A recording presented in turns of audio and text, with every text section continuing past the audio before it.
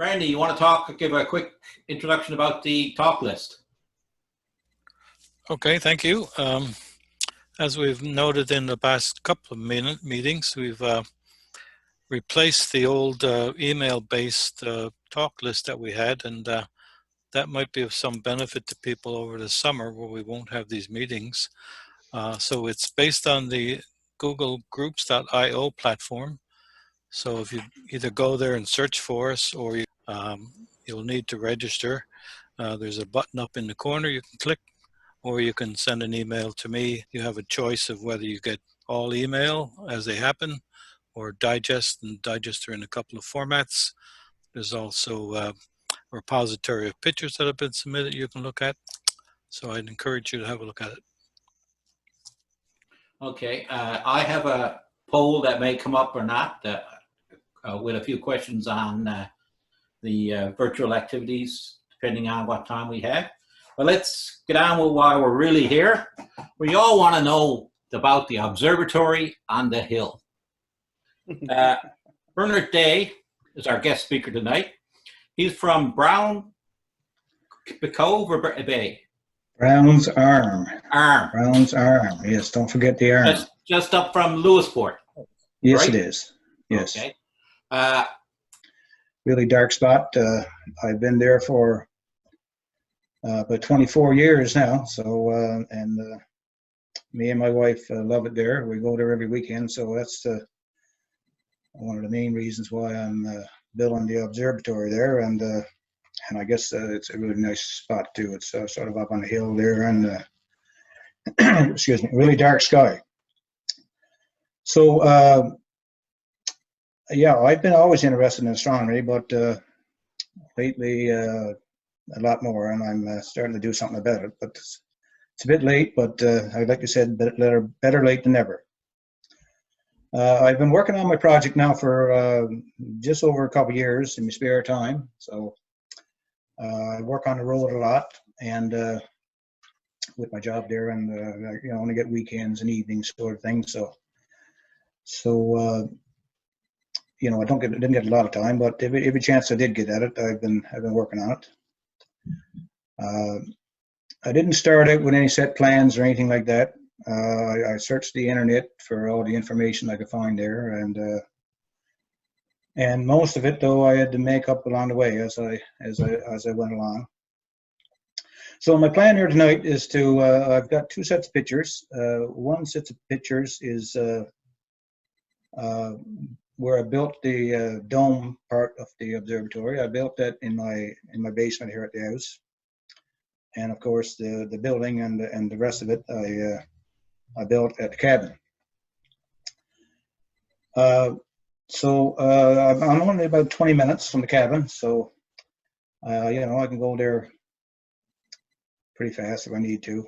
But like I said, we go there every weekend, so every holiday and that sort of thing. So that's where I spend most of my time.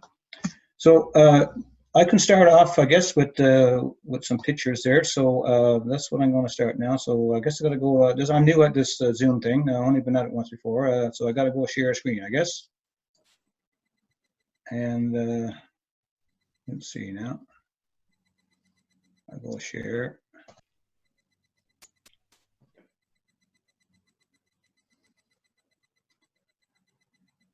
I don't know if things are locking up there. Oh, yes, we can. No problem. You can see it? Yeah, we're seeing you. We're seeing the base being cut out. Yep. Yep. Okay. So what I'm going to do is go through. I've got just several pictures here now. I got a lot of pictures actually, but I'm after going through them and then just picking out the most important ones, I guess, for this.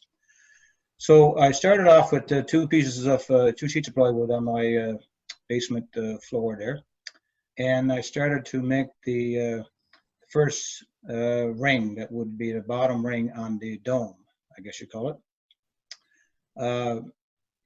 I've got 3 pieces of plywood. I've used all half-inch plywood. So I cut out 3 pieces thick. The bottom ring is, so I guess that would be 1.5 inches thick. So there's the start of it, and I went around it with that saw there just to make sure everything was good and round from the center.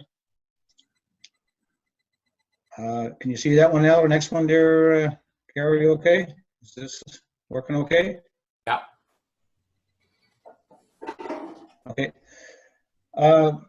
This is two of the rings that I built there. There's the two main structures, I guess you call it, of the dome.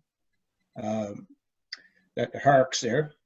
That's the front. The front part piece would be where the door is and the shutter is going to be, and then on the back would be, you know, where I've got it closed in there. So one thing I did with this here, that's a very that was an important thing right from the start there. So that would be, can you see the mouse moving on that there? Yep. Yep.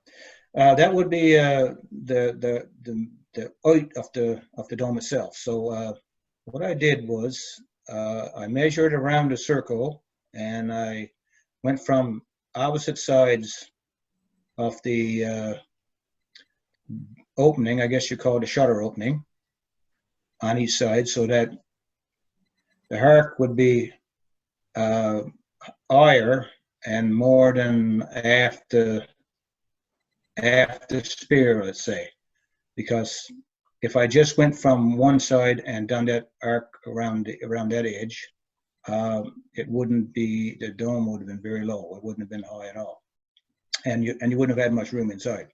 So I got more than half to the sphere, or the bubble, I guess. Well, the bubble is a word we use a lot lately, but I got more than half of the bubble. So that's that. And this is how I cut it. I had sheets of plywood. I had this little piece of aluminum here. I measured it the right distance, and I put a pencil in the end, and I just scribe it back and forth over the plywood after I found the center of the plywood. You can see it better right here. See the arcs there? And that was, I cut that all out with a jigsaw. So it was a lot of work with a jigsaw to get that all cut out. And let me move on to the next one. So right there now is the two center rings, and the opening on the front and the back. And I skipped ahead a lot there on this picture, but you can see that I've got the ribs put in there, and I think there's something like 6 ribs on each side. So what I did was I used the same circle circumference and measured from the top to the bottom edges on each arc, and cut them out that length, and then screwed them on to the main centered rings, I guess you call it. Now, the center rings are a little bit wider than the outside ones because I needed a lip there, you'll see in a second.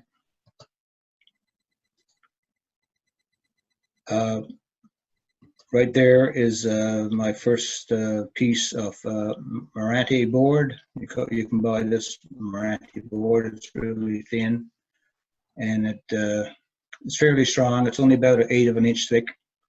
What I did was I installed a piece of that, and right over each one of those, the spaces between each one of those ribs. Now that was very hard to cut and get to fit, as you can probably tell. So what I did was I put it in place first, and I put some C-clamps on it, and I marked the ribs from the inside, and then I just moved in a 1/2 inch where I cut it, so that when I put it back on there, they all fit pretty good. And there's the one there on the plywood table that I had rigged up there, and that's one of the pieces there. So right there, you can see that I've got the 2 sides done, and I've got the 2 center arcs are out from the rest of it about 1 inch, I think it is.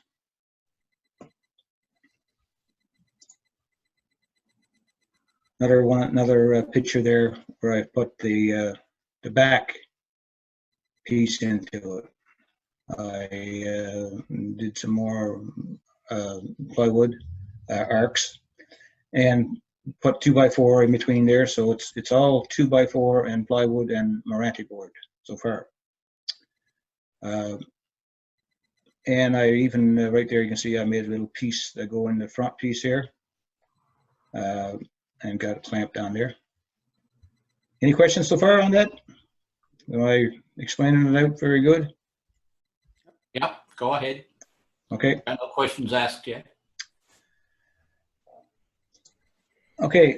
Then after that, I got 2 pieces of aluminum. I think it was 3/16 aluminum, about 20 feet long, and 2 inches wide. And I made up those little piece that you can see there for the ends, each end of the aluminum bars, and had a bolt going through there. So as you'll see there now, there they are right here, and I drilled holes in them about I don't know what it was now, about 6 or 8 inches apart.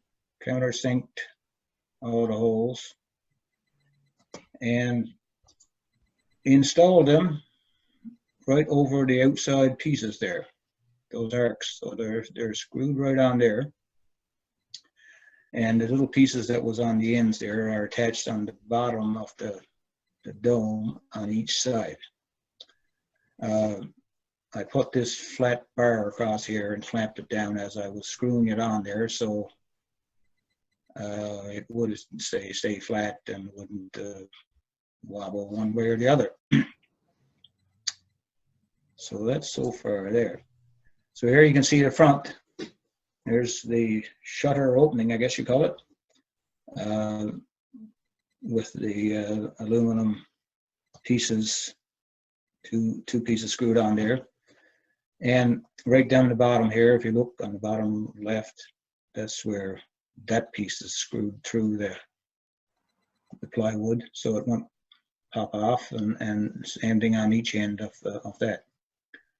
So I called Jim Gillard there and asked him what his observatory opening was, and I'm not sure exactly what he was now, but whatever it was, I put mine. I think it was something like 18 inches, or maybe it might have been 20 inches. I'm not sure now. So after that, I built the shutter, I guess you call it, or that was going to fit over there. So that's the start on that, and you can see I ribbed it out there pretty good, and so it made it good and strong. Got it lodged in place right there.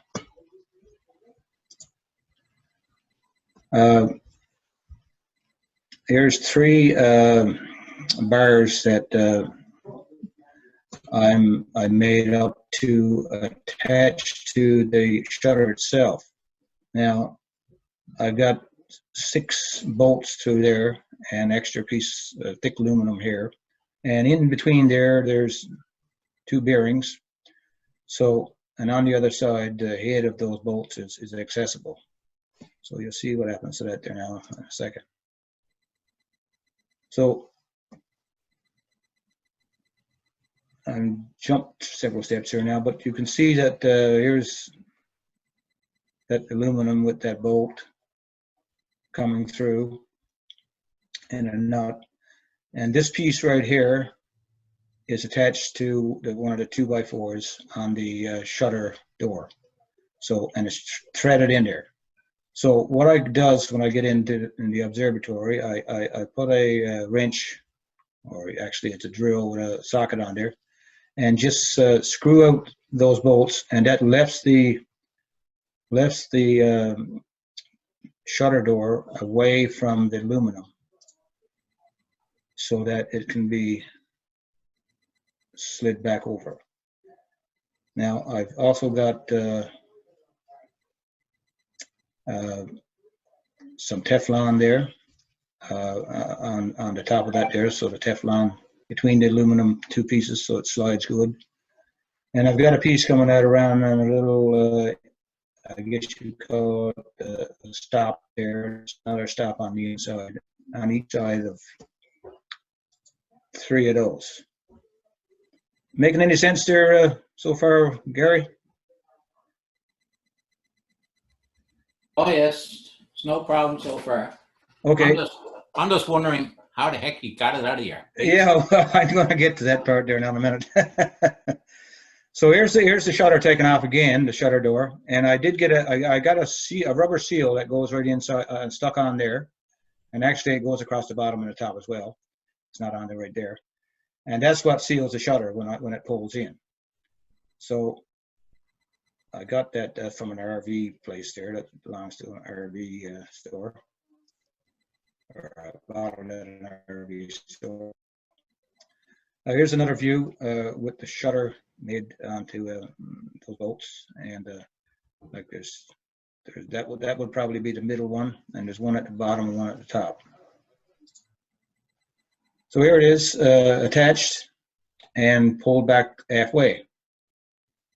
So that door can go right back to the bottom on the other side, which leaves the full front of the dome open. Or it comes down and closes, and then you can So is this movable with your one arm, or do you need a crane to move it back and forth? well, I've got the chain and the motors rigged up there. I'll show you later on. Okay. It's not light.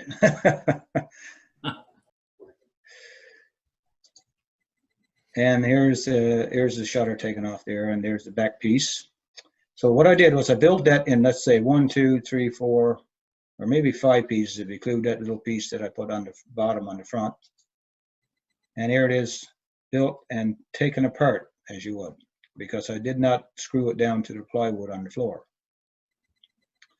So right there now, from the distance on the top of that arc to the back arc is the longest distance, I guess, of that thing there, of that half of the dome, I guess you call it. So I went to my uncle's garage, built a floor like this you see there, sort of put it all on. And here you see we're bringing out the door, or the shutter door, out of the basement. I only had a 3-foot door there.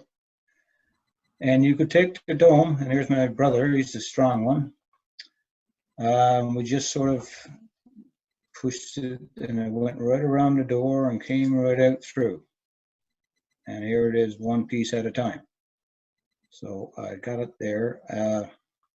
I have to say that the bottom ribs was there. You see it sticking up right there, like I left those. I never screwed those together so that I could take it apart. When I put it together, after that, I glued it, screwed it, the same as I did with everything else. So here it is on the trailer, one half of the dome there. And of course the other half is still in there, and the other 3 pieces.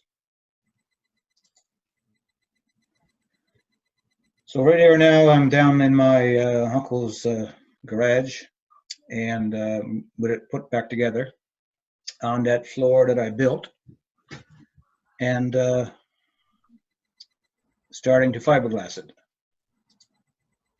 So you can see I got it fiberglass there. I got a friend of mine used to work in fiberglass bolts, so he was the guy that I needed to help me out on this one. So right there now, he's putting some fiberglass on the shutter door, and you can see there's so much on the dome in the background there.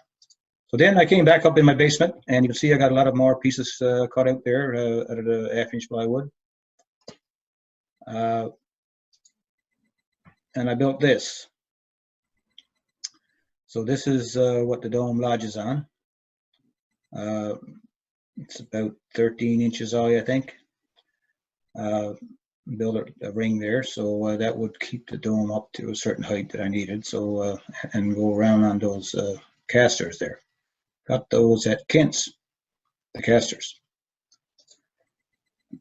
Here you can see I've got it out outdoors. I had to take it apart, of course, 2 pieces, put it together again, and I'm putting some board around there and getting it ready to bring down to my uncle's garage. And what I did then was you see on the top there, there's a chain and come along. I jacked up the dome part and lifted it up, and I slid that right in under there, and then let it come down on there again. Then after that, I made 6 of those, I guess you call them brackets. They've got bearings in each one of those wheels here, and there's notches in those wheels, as you can see in this picture here. I cut all that out on the lathe, and that's what's going to keep the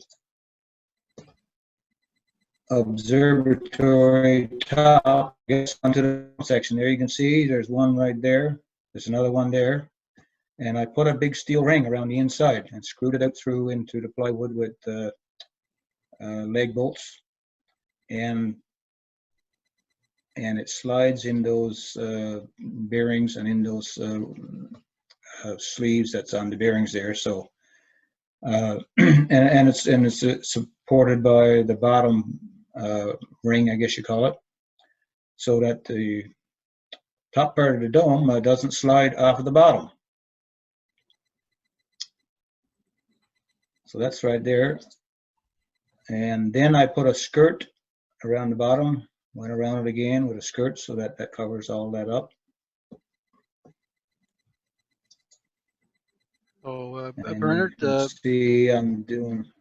Bernard, just there's no questions here yet, but just note that we're just probably just around halfway or just over halfway in our time here. So, Okay. I would encourage anyone who has questions to pop them in the Q&A box. Okay. Try to speed her up a little bit. So there it is, fiberglass and outside. I got a backhoe, lifted it up, put it on a trailer,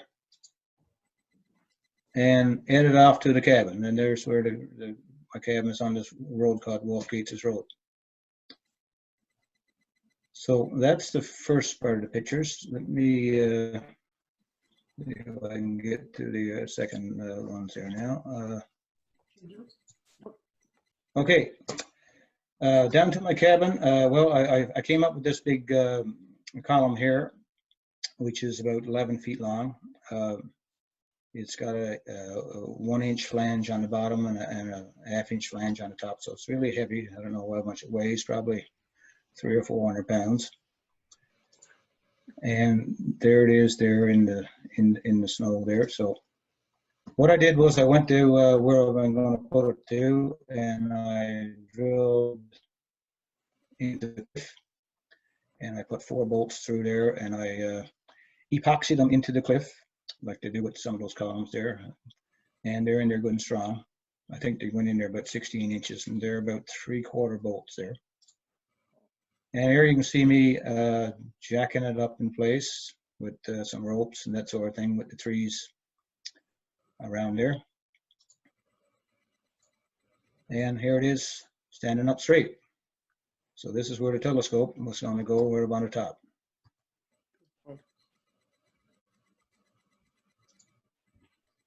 So I did dig it around it after I got a backhoe in there and cleared it out a bit there. And started the floor there. You can see sort of the background there from where I'm at there. So then I built the walls around there, and I had a window to go in the front there, and you can see right there that the steel column is above the building. Then I put a floor on top of that, and plywood it over. There's my cabin there and up on the top there. So I'm right up behind there. And then I built another wall on top of that and measured it all to get the right height so that when I put the dome on top of that, I would have the right height inside, so you know it wouldn't be down too low or too high or whatever. So I think I got it pretty good there.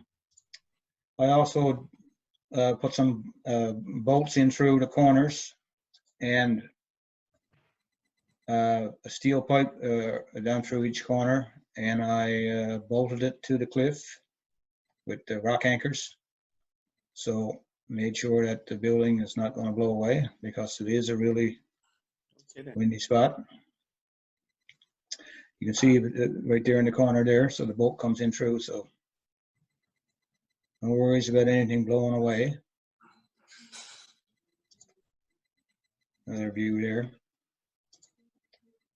Then in the corners again, I put another piece of 2x6. So I ended up with, I guess you call it octagon, a 8-sided floor, I guess you call it, or for to put the dome on. And you can see it right there. There's the corner piece there, and you see the dome down there on the bottom. Then I put a ring. I made a seal for the bottom of the dome. I got a piece of aluminum bar, went right around the bottom part, or the bottom piece, I guess you call it, of the dome. And then I got this rubber piece here, which actually is a garage door sealer for garage doors for your house. That goes along the bottom of it. And I put another ring on top of that, and it slides on the bottom. It's attached to the top ring and screwed through it, and it slides on the bottom aluminum. And I put some grease on there, some really good grease, and to seal it. And it slides really good, and it seals really good. And here's a part here. You can see where I'm getting the dome ready to, and I got the backhoe in there again. And there I got the dome up on the top of the building. Now, I don't know, Dave, if you've got one of those videos, do you want to put that on, or we're going to have time for that? We could try and do that now. So which video was it you wanted to show? Rise in the dome there. Rise the dome. The installing dome? Yep. Okay, let me share my screen here. So you got to stop sharing your screen in order for me to start sharing. Okay.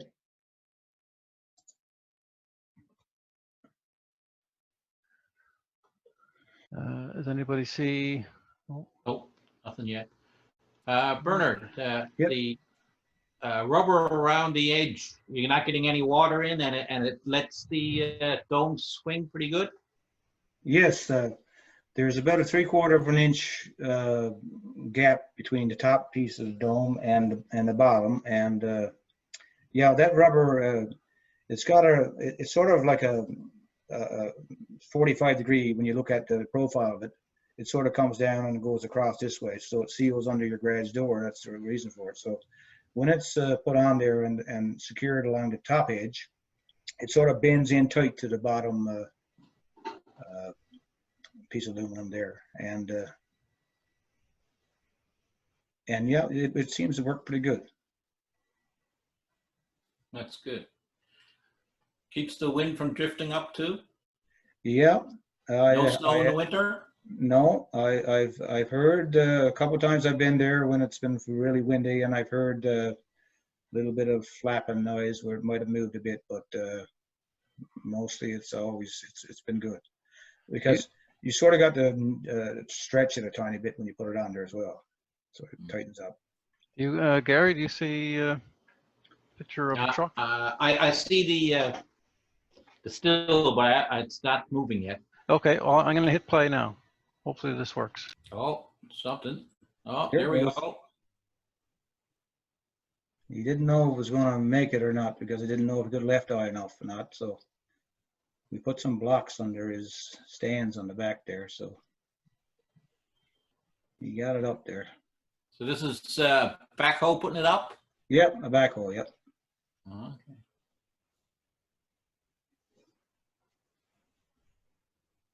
It was good to see it go up there. In this industry.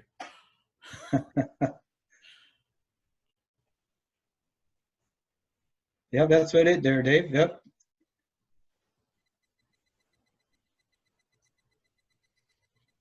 As he Nice. said, wicked.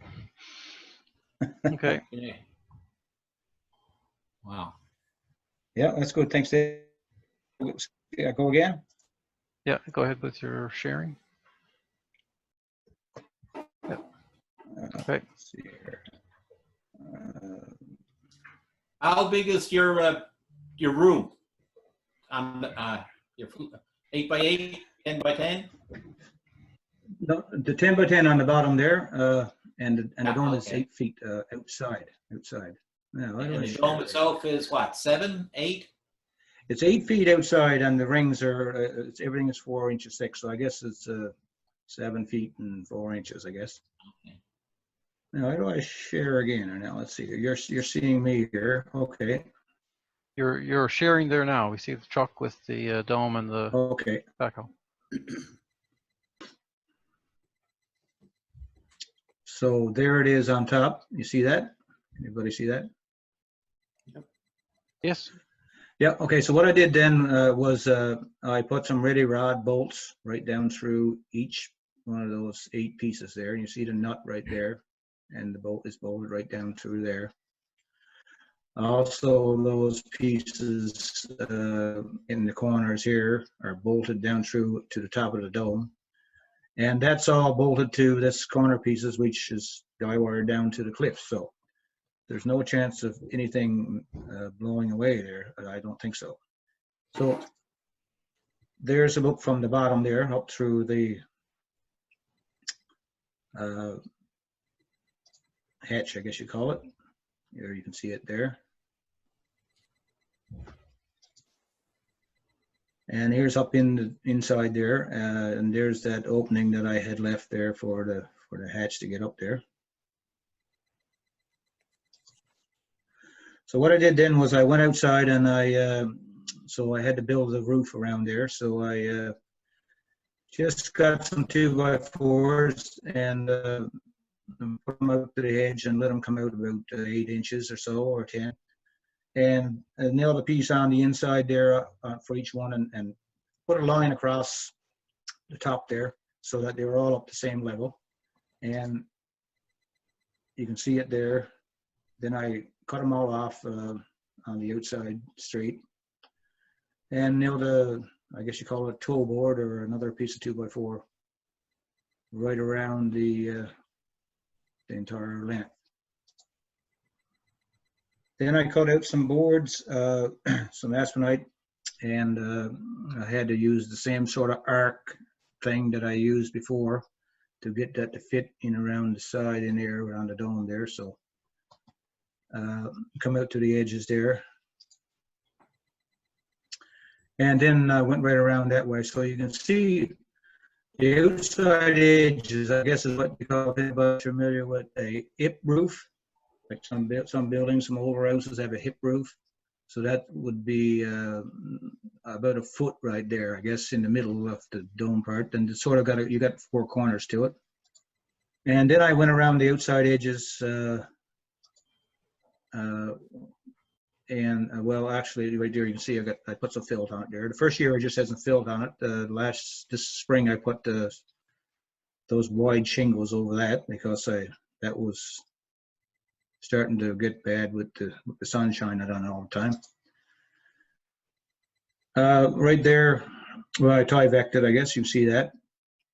And right there, where my brother is giving me a hand with putting the shutter on. So I had to lift it up over the side to get it back in place.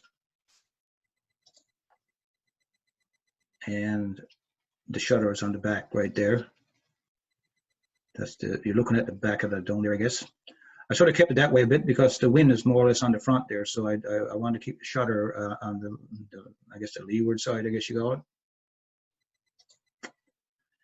Now I'm inside building a set of stairs to go up there. Started on the bottom. Built a couple hangers there for another step. And right there you can see I got a set of steps built there. So it's very accessible and very easy to get up there. Right there now, there's looking up, and I've got a floor put in place, or a hatch, I guess you call it. One of them swings up one way and the other one swings up the other way. Now, right there, I put a few pieces of metal on that to straighten it up there. Right there, it looks like if you walk on it, it'll fall down, and it would right there. But after I was finished with it, you get up there and you just pull it back down in place, and you can walk right around. Now, there's my Dave. Remember I mentioned the hockey puck. There it is. I put 2 hockey pucks and drilled a hole through the center and bolted it together there, like you can see there. And I made up this little unit here in my workshop. That motor there is, I'm not using that one now actually because it was too noisy. That is a motor of a winch. So I had 2 of those.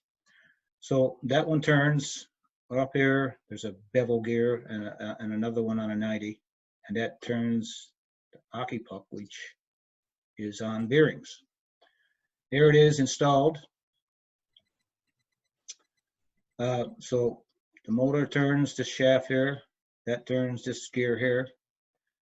And I've got some bolts here. 2 of those bolts are threaded into this piece here, and the other 2 are just threaded into the top piece, so I can pull it up, and same thing on the other side, of course. You can pull this up or pull it down, and that sort of presses that puck up and under the bottom edge of the dome, so that it puts friction on the puck and the plywood up and under there. Now, I was looking for a piece of rubber some way to do that with a piece of rubber, but I'm trying to find something. And actually, my colleague that I work with said, "Why don't you use a hockey puck?" He said, "That's one of the strongest things." So anyway, it's been working really good, to tell you the truth. And this hockey puck got this edges on it where it's, it's not smooth, it's a little rough, so that even makes it better. That's some of the electrical things I put there, the box there, electrical, and I got a power supply in there that runs the telescope. The telescope runs on volts, where I only got a 12, I'm using 12 volt batteries here, and so I had a little power supply that converts 12 to 50 volts. And this is the little control on a cable, so that operates the 2 motors for turning the dome clockwise and counterclockwise. So that would be the turning of the dome part. Here is the shutter part. What I did here was I made up this little unit here, and I had 2 small 12-volt motors. I put a shaft across there, and I hooked up to them with a sprocket on the ends there. And I turned this long shaft going across there with those 2 motors, and they were just, 2 of them were turning the same way at one time. Up on the top of the shutter, I put another piece across there, another bearing and another shaft across there, and that's got, I'll show you now, and then I ran the chain up the sides there, and I got some more sprockets, small sprockets with bearings in them. So right there you can see, I think there's 4 or 5 of those going up from across the inside, each side of the opening. And you can see right here, I got a small chain coming down there and attached to a bar coming out from the bottom of the shutter itself. So all the weight is on this little chain here, on each side, of course. So what I do is I turn on the motors. I got a switch there. I turn it on, and it pulls up that shutter. It just keeps rising up. When it gets up to the part where it's balanced, I have to just give it a shove myself with my hand, and so that it goes back in the chain, doesn't snap one way or the other. So right here now is a picture of the dome after I got it painted, and the shutter is half open right there. You can see lots of trees around. Well, before I get to that, have I still got some time? Am I still good?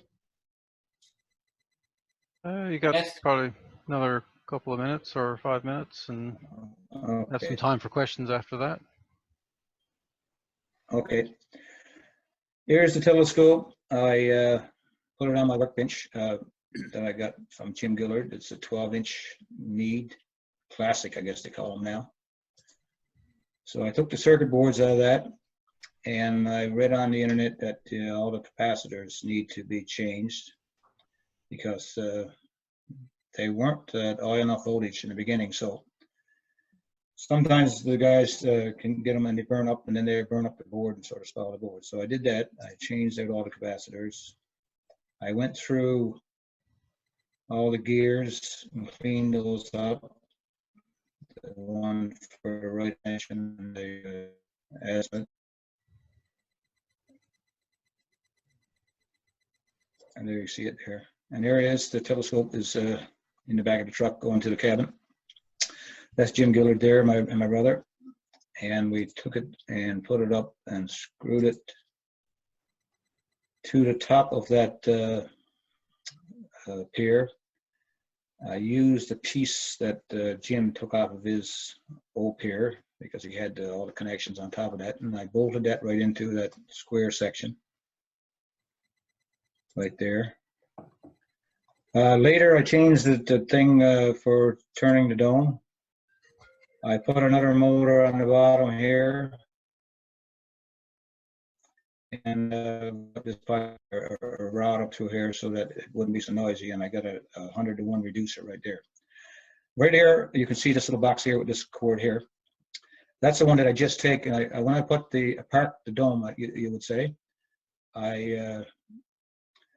for the open and close the shutter, I just take that wire there and I pull it up over and plug it into a connection that I have on top of the top part of the dome for opening and closing the shutter. And when I finish opening or closing it, I disconnect that so then I can turn the shutter. So I don't have to have any of that gear up or batteries or anything like that up on the dome part itself. I can just disconnect it. So I can only open and close the shutter in one location. Last fall, I insulated inside. I've got this shiny part in towards the inside of the dome, sort of aluminum foil. Now, I don't like that, so I got some paint and special primer to put on there, and I haven't got it done yet. So it's all insulated inside. Because the first winter I had it there, it wasn't insulated and it wasn't painted inside white. It was dark. It wasn't white, so I was getting a lot of condensation in there at different times. Here I am putting some siding on there. So yeah, and I made a focuser to fit the back. I made that in my workshop. You see it there, all put together and installed on the telescope right there. So it's a little wheel on there where you can go fast or slow. It's got about 3/4 of an inch pole one way or the other. So what I, of course, what I do is I focus with the one that's on the telescope, and then I fine focus with that one there. And I've got one of those what do you call them? Batten off screens, is it, for focusing? Seems to work good. I made another little unit to go on top of the telescope for attaching my camera. You can see right there, slides on the top bar with the dovetail. So it goes back and forth, and I've got my camera attached there if I want to take some pictures just with the camera. After that, I made another mount, which is the polar mount, and here it is right there. So I made that, and I made this aluminum ring here. Jacked the telescope off once more, attached it all there. So I've got this bigger ring on the bottom for lodging things and you know, somewhere to put something. And got this mount attached there, and I've got it in the polar position. So I did the drift alignment thing, and I think I got it pretty close.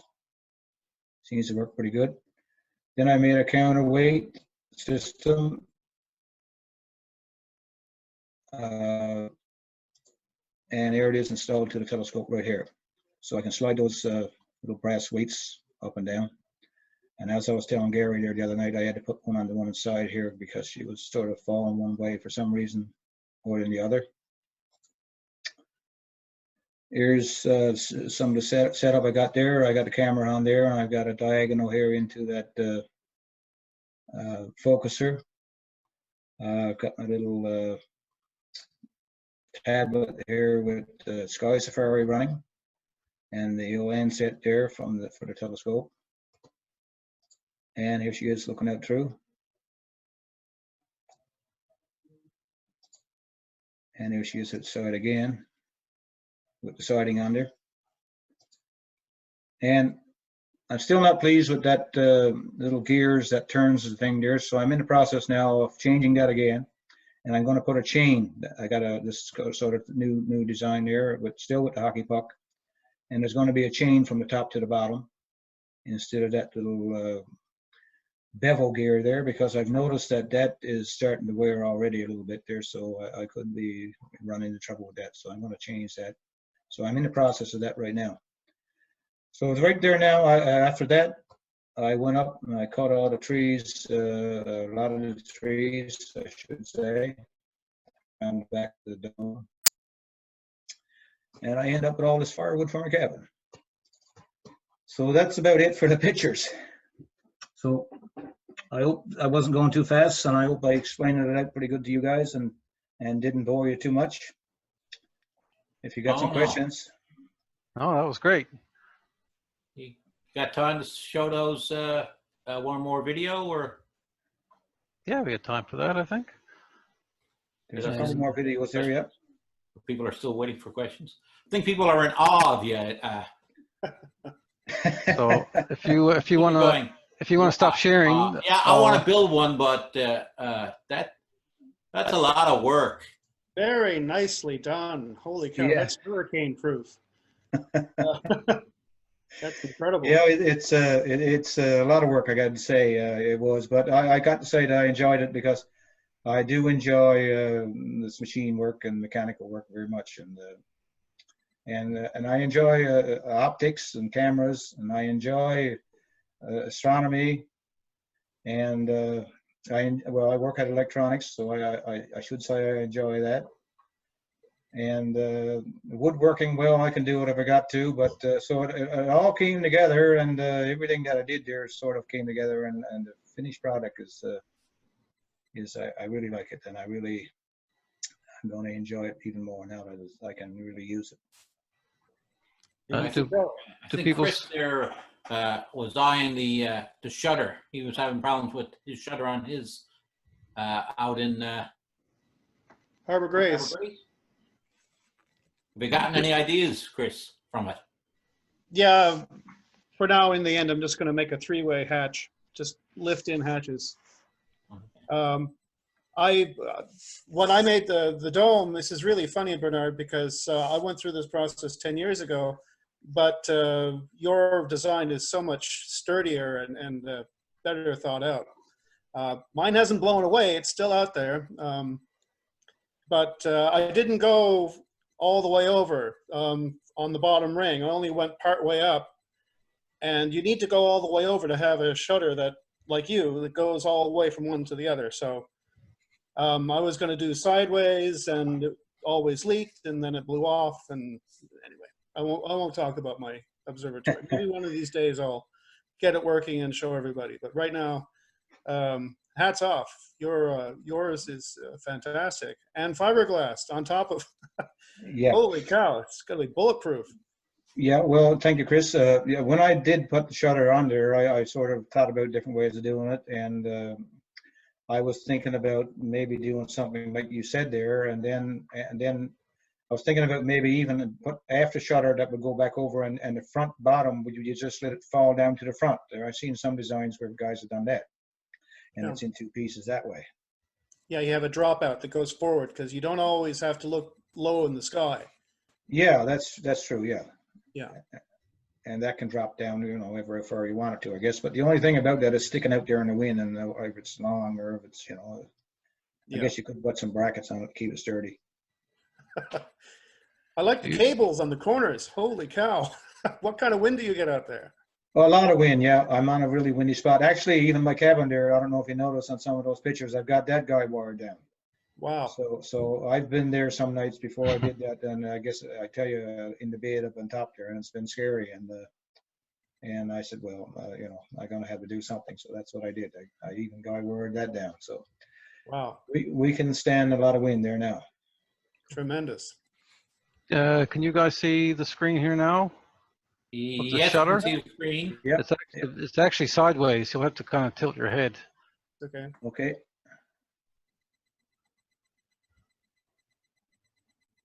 Oh yeah. My wife doing that one, the video.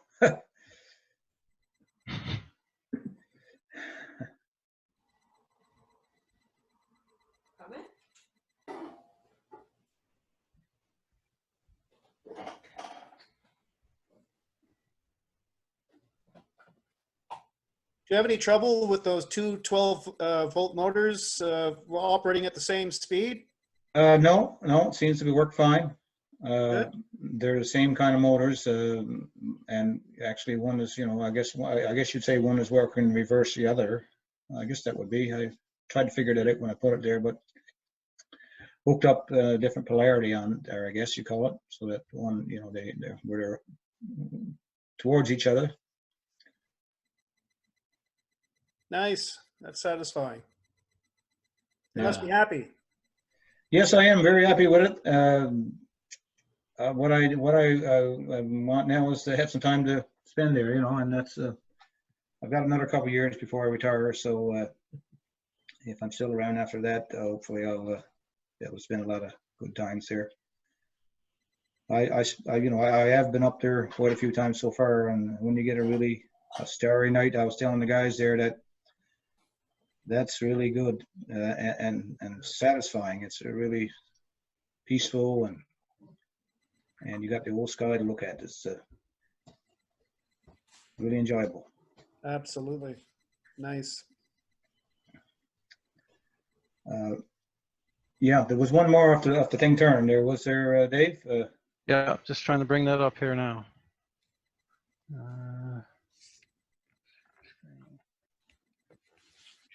I have no idea on how much money I spent on it. Quite a bit, I'll tell you that.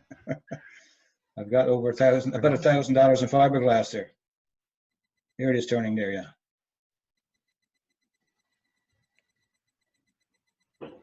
Is that with the previous, you said you went through a change in your Yeah. motor? Yeah, no, that's the one I have there now. Okay. Sounds fairly quiet, actually. Yeah, it is quiet now, yes, because the motor that I have, okay, here it comes across, you're looking at through there.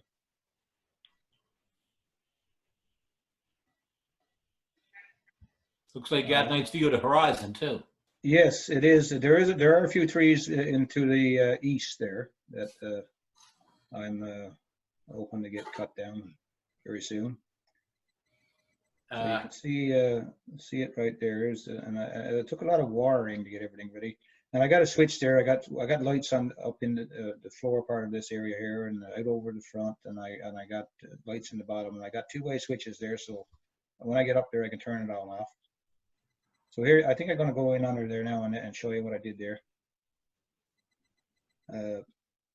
That's a motor there, a 12-volt motor out of a truck wiper blades. and that's a 100-to-1 reducer there. So that's really powerful. And there's the puck going there. Look, and you see the black marks there up and under where he's riding. Mm-hmm. Oh, yeah. So it's all. Doug, it's any all- questions come in? Some comments. Marcellus Redmond would like you to build one for us. So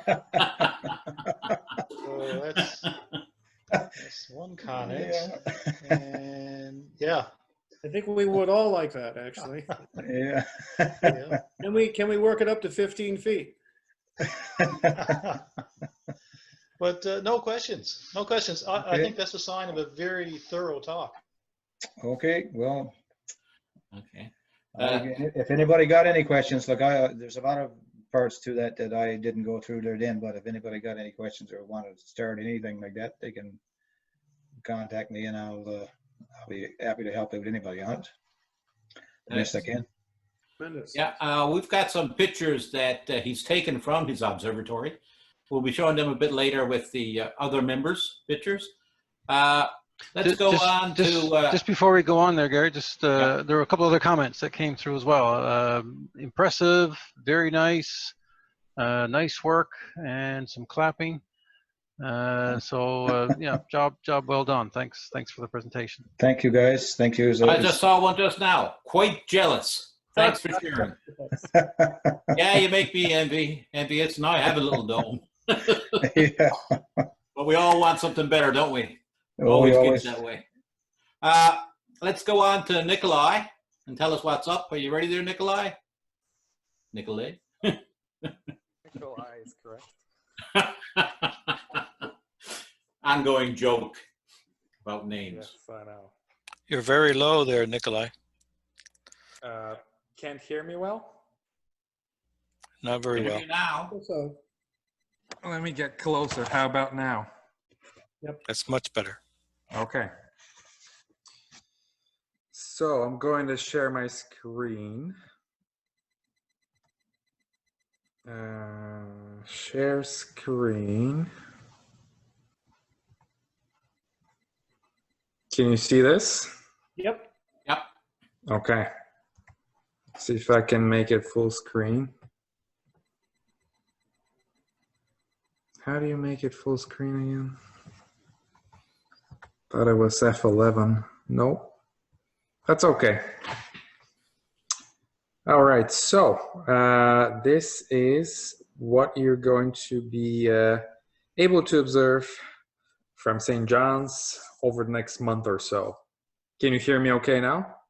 Absolutely. Yeah, okay.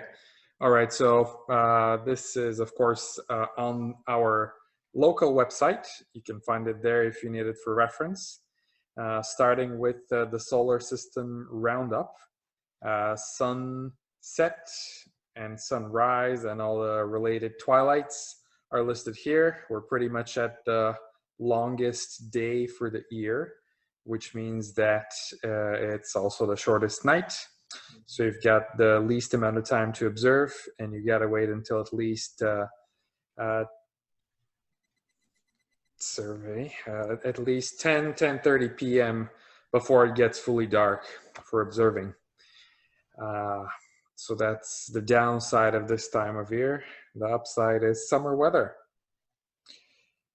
In terms of planets, here's a table of rise and set time for those you can look at.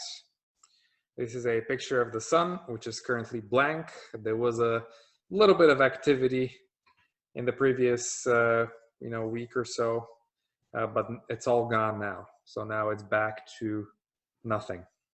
Did anybody get a chance to see the sunspot?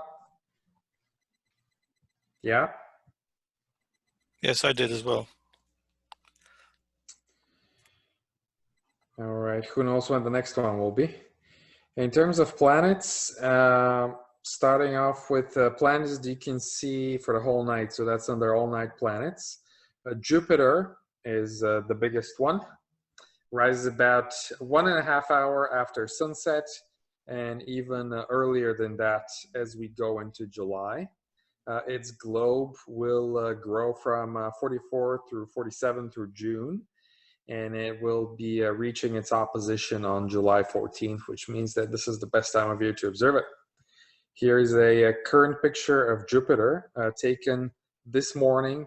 I just grabbed that from Cloudy Nights. That the person took that in Southampton, UK, with a 12-inch Newtonian telescope. That's what it looks like right now. Fairly typical look. The two bands are prominent. Europa here is coming from behind the disk, and this is Io. You can actually see yellow and maybe a little bit of dark. Really good picture there.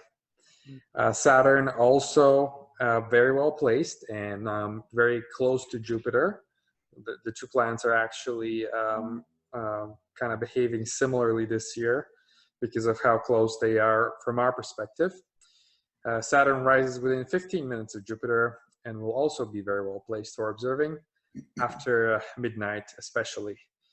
Its rings will be measuring 40 arc seconds wide, and it will sport a 20-degree tilt from edge on. So that's the tilt of the rings from our perspective. And Saturn reaches opposition on July 20th. So again, this is the best time of the year to observe it. And this is a picture of Saturn from the same person, also taken this morning. So you can see very nice, crisp picture with four, maybe 5 moons visible. That's it for the all-night planets. In terms of morning planets, we've got Venus, which just underwent inferior conjunction, and it's kind of emerging from that, quickly growing and becoming more illuminated. And that's always exciting to observe from day to day as we watch its thin crescent wax. Currently, it's illuminated at 8%, so that will grow in the coming weeks. And it's currently rising about an hour before the sun. Slight typo there. And here is a picture of Venus from Gary Diamond. That was taken before the inferior conjunction, so it's currently, this is not representative of what it is right now, but it's a relatively recent picture. Very nice picture indeed. And it's currently a lot thinner than that. And it would be illuminated on the other side if you were to take, with the same configuration. So that's Venus. Mars is also a morning planet, rising shortly after midnight into July, and it will finally be decently well placed for observing some detail. Its apparent diameter will grow from 9 to 11.4 through this month, and even more as we move into July. And that means that you'll be able to actually do some meaningful observing with medium-sized telescopes. Here's a picture of Mars, taken also from the same observer this morning. Not much going on that's unusual. There's this Africa-looking shape that's Syrtis Major. That's the south polar cap here, with some darkness in it, which I'm not sure. That might have been from the global dust storm, might be something else. But that's, fairly typical view of Mars. And then Uranus and Neptune are also visible after midnight, late morning, but just before sunrise.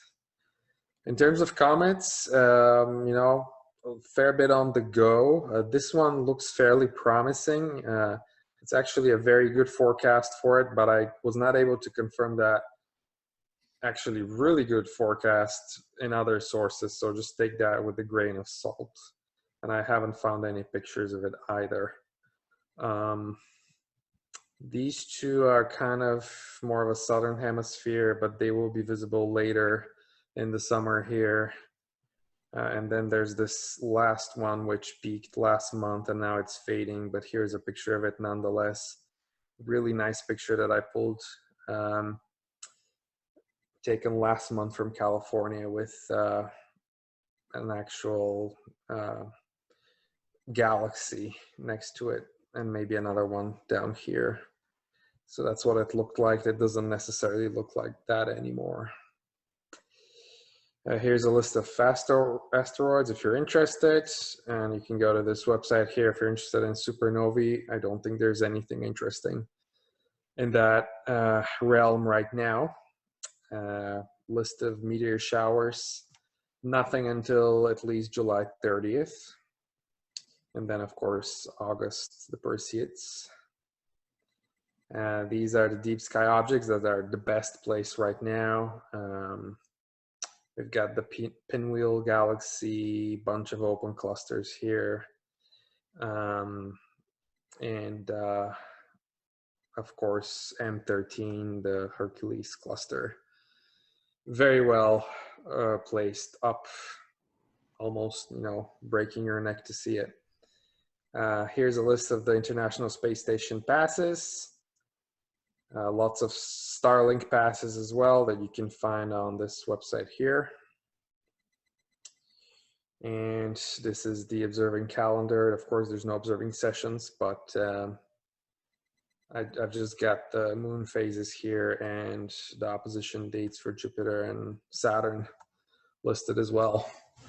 But nothing official listed here because of the current situation. So that's all I have. Are there any questions?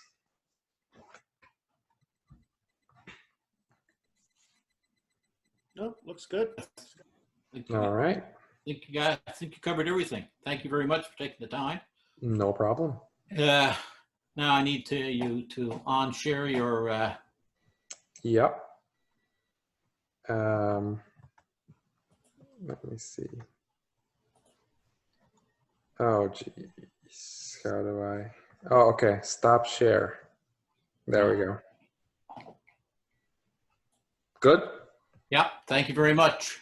Yep. Doug and Dave, were there any questions? I noticed there's some stuff in the chat there, is there? Mike and Cynthia saw the sunspot, and that's the latest one, aside from kudos to Bernard for a great presentation. Very many people actually said that, so Yes.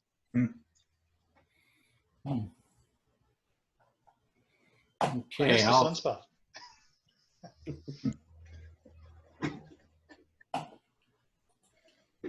Okay, can we see this?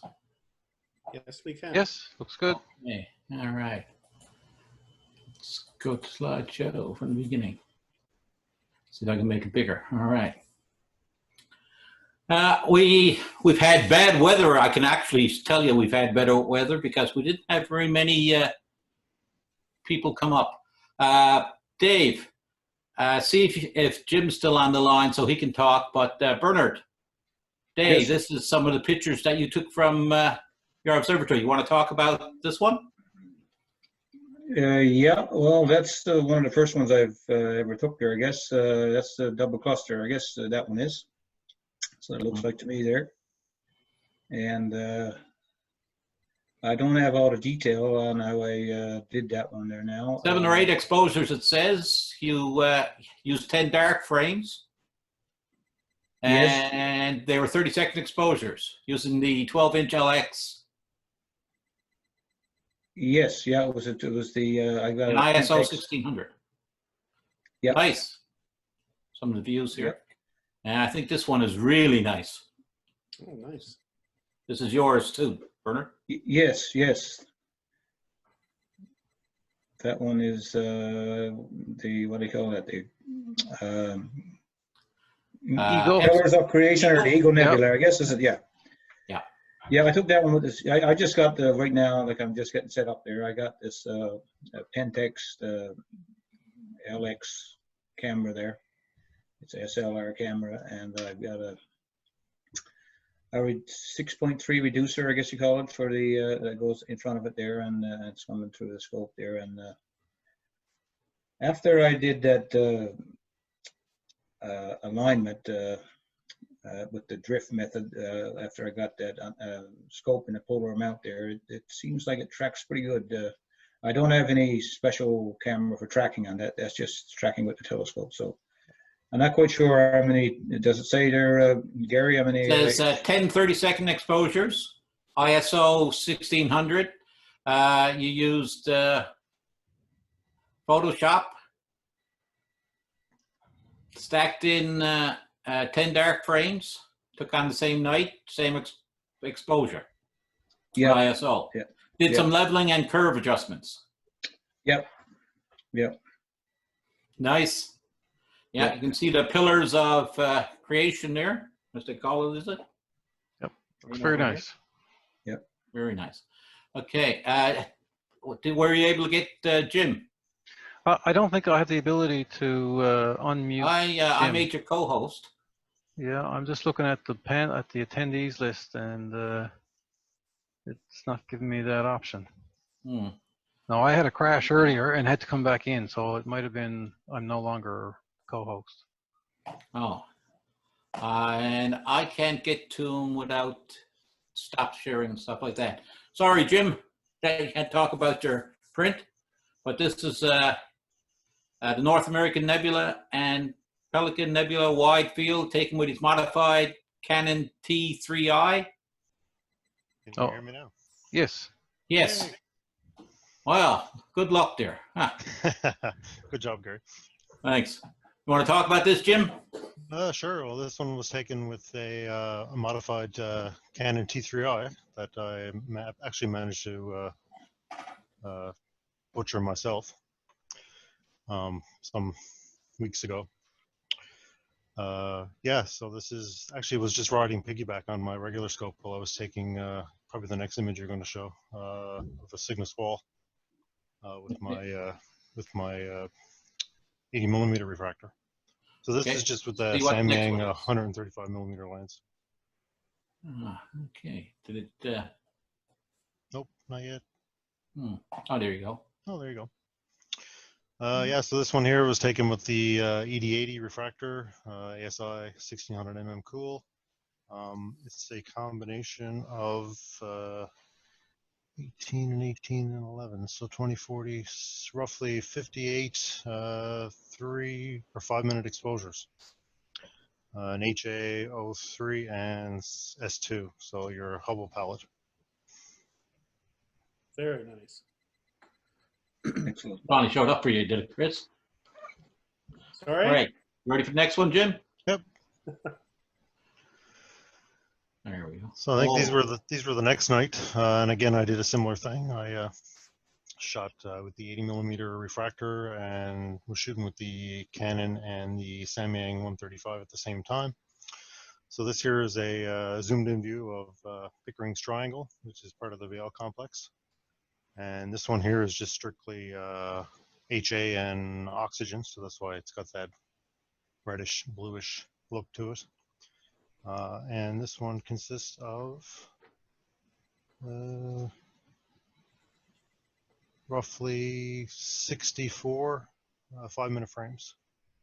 Wow. Amazing detail. Good.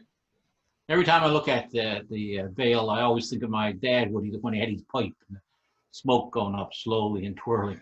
Actually, this is one of the objects I captured when I first got into this about 3 years ago. I did a fairly wide field mosaic of it, and haven't revisited it since. So. Okay, I think this is your last one. I think. Yeah, and this will be the wide field of the whole Vail complex. Oh wow! Both sides. Yeah, and that's with the Canon T3i modified, Astro modified. You did the modifying yourself? Yep. Brave soul. And that lens, if you zoom into these pictures, the stars are tack sharp, and there are millions of them. It's amazing images. Thank you. Okay. How about this one here? Oh, I forgot about that one. I can't even remember when I did this one. I think it probably was a couple of days before I did the other ones. Or maybe it was, anyway, that's besides the point. Yeah, this is the the fish head and the top part of the Heart Nebula, which is in the north. And again, that was with the 80 mm refractor and ASI 1600 mm.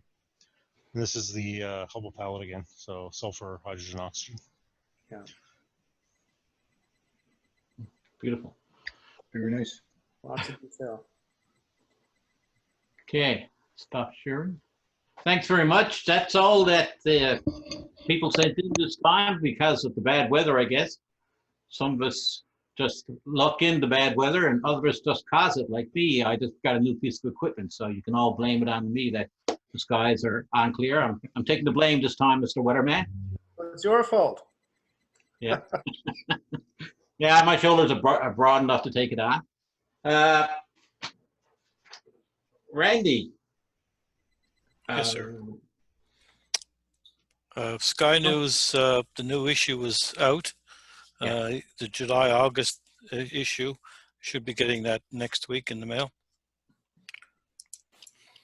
Okay. Was there something else you were supposed to talk about? I can't remember now. Oh, yes. After this, there's a coffee chat that you on Zoom for those people. You want to mention that? It's 10 o'clock. I said at 10 o'clock because you had this one set for till 10. So I didn't want to have overlapping ones. It was just an open Zoom session. I sent out the details with the member mail out the other day. I don't think there's any restrictions on it. I think there's even somebody there already waiting since 5 o'clock. Oh, wow. Okay. But they may have been just checking it out. I don't know. Okay. So it's if Zoom kicks us off, it'll be a 40-minute session. Well, I had it actually for 9:30 is when it comes because Saskatchewan's coming on after us. So I wanted to make sure that there was enough of a gap. Okay. So that we wouldn't be cut off like the last time. I want to thank Bernard for sharing his observatory and his pictures. They were really good. It was an interesting look at science. There's a question and answer there. Someone was looking for, I think the West Coast MUN looking for something. Someone want to talk about that? You see it under questions and answers, first question? Yep. I can see that. So Rena Barkanova is looking for speakers for a series of talks. And I just looked it up on the website there. It's the University of Opportunities talks. One of them actually is taking place now. And I don't know much more about it though. Christy, do you know more? I don't know anymore. Is that what Mike was mentioning at the last exec meeting? The next one is on June 24th, and then they go into July and, well, 2 more in July. The next one is the key to online learning, and there's a number of speakers talking about that topic, distance learning, remote teaching, that kind of thing. On July 8th, there is a talk about essential workers during STEM. That's what, science and technology. Not sure what the rest of that is. And on July 22nd, there's another one about careers of the future in STEM. So there you have it. Speakers aren't listed for July 8th and July 22nd, but there are speakers listed for the 24th. So she's looking for speakers, I presume. Yeah, it appears she's looking for speakers. Yeah. Okay. So Well, there what is does STEM mean? Oh, here it is: science, technology, engineering, and math. Does any of our participants have any questions or comments that they'd like to say before we close off? Does any of our panelists want to say something? I'm in awe of the work that Bernard did. It's amazing and so methodical, actually. I might even ask a question if I may. Bernard, did you have all that fully thought out when you did it, or did you just try one piece and then create the next? Like, what was the thought process to put that all together? Yeah, it's just sort of as you go, I'd say. That's, you could say I did have an idea of why I wanted to do it, but how to do it, I sort of made it up as I went. And like I said before, I searched the internet a lot, and I've got a few ideas. I was some thoughts on there, but actually there wasn't a big lot on there to do it all. But yeah, I sort of made it up as I went, I guess. And I had a couple guys ask me, supposing you don't know how to get the next step going. So, but it come to me. So and I did it. So it was a great project, to tell you the truth. And I'm still working on it yet. I haven't got it all finished. So. That's always a danger when you take advice off the internet. Yeah, well, yes. I sort of, you kind of got to watch what you're doing there. Yeah, and yeah. Was Jim Gillard a resource for you to put it together? Like, did you say, Jim, how do you do this? And what was your Well, I sort of asked him a few questions about how he did his dome, yes, and how big he had this, and how wide he had that, and how much space he needed from the dome to this, and yeah, Jim was a great help, and he sort of cheered me along a lot, to tell you the truth, as well, to keep it going. I think he's very, very happy to have his whole telescope in a new place and still being in use. That's good for Jim as well. I noticed that, so you have a warm-up room downstairs? No, actually, there's not a warm-up room. No, it's just a way to get in there. I wanted to have the dome up higher, so I built that way. So, and I'm going to have it sort of do it up a little better there and put some pictures down there, sort of thing, and a little bit more inviting as I go. And I got to build sort of a little bridge or patio or something around there as well. That's where the telescope goes when you want to do a computer downstairs hooked up to the camera, so you don't have to go upstairs. Get more into it. Huh? Yes, for sure. Yes, and I know some of you guys got that already done there. I heard Dave got quite the setup there, and I was really impressed. As one of the guys that was it Jim that was offshore the other night there and moving his telescope and taking pictures all remotely. That's very impressive as well. Yeah, Jim and Dave's control rooms are wherever they want to be. It's very impressive. I like your pier, Bernard. That big chunk of steel. It helps to have friends with heavy machinery. Holy cow. Well, yes, it does. And I tell you, I was lucky to find that. I was into a scrapyard into Bishop's Falls, and they had a big pile of scrap there. I'm not sure where it all came from, but I noticed that piece in amongst it all there.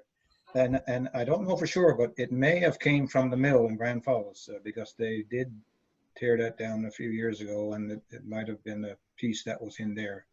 Oh. So I was lucky to find that. Yeah, well, I think certainly some envy of your setup and also of the dark skies you have there. Oh, yes. Yeah. Like I said, now I'm still sort of new at this, but yeah, it's really good that way. I think. Sure, there's darker places, but that seems to be good. Not much darker, I wouldn't think. But as dark as they get, I think. I did notice one time. I was there one night, and I heard talk of Venus. Venus was very bright that night, and I heard talk of Venus making a shadow, and it was still a bit of snow on the ground, and I did notice a shadow there when I came down to the observatory. So just a faint one, but it was there. Oh, okay. I guess we'll call it a night. I want to thank everybody coming for the meeting. I want to thank you for taking part in the poll. I want to thank my panel for helping me out. Makes my life real easy. Thank you very much. I want to thank Bernard for taking the time to get to talk, and it was quite interesting. I've asked a lot of questions before because I was talking to you before this, so it was type of thing. Can I mention one thing? The same type of questions. Can I mention one thing, Gary? Yeah. I've put up the last 2 meetings on YouTube. If you want to go have a look at them, they're on our RASC St. John's Center YouTube channel. Anyway, I want to thank all the participants. I hope you have it. This is our end of our official meetings until September. We're looking at the poll, quick look at the poll. Seems like some people might be interested in a coffee talk like the one at 10 o'clock tonight. If it's still going ahead, Brandy, I presume it is. Yes, it is. Yeah. Take it in. It'll be a little chit chat like this. And in this one, we all get to show our faces, don't we? Brandy? If you want it, yeah. If you want, yeah. If you don't want to, you don't have to. You can cover over to a blanket over the camera if you want. Anyway. What's under the chat? I see there's another number there. Doug, you see anything in chat? No. Well, the Mike number. says- Mike to say goodbye, yeah. Okay. Yeah. We'll see what the changes do. Maybe we can have a little star party of 10 and under if it, if things change. We never know. I hope you're all enjoying yourself. I hope you're all keeping safe. And see you next time. Yep. Keep looking up. Clear skies. Thanks for inviting me again, Gary. Thanks. Hey, thanks, All right, Bernard. thank Thanks, you. thanks, Okay. Gary. Bye. Night. Night, Thanks, folks. Jim. Cheers. Thanks, Bob, Craig, Marcel, Jim, Mike, Richard, and all the others in the little corners of the world. Good night. God bless.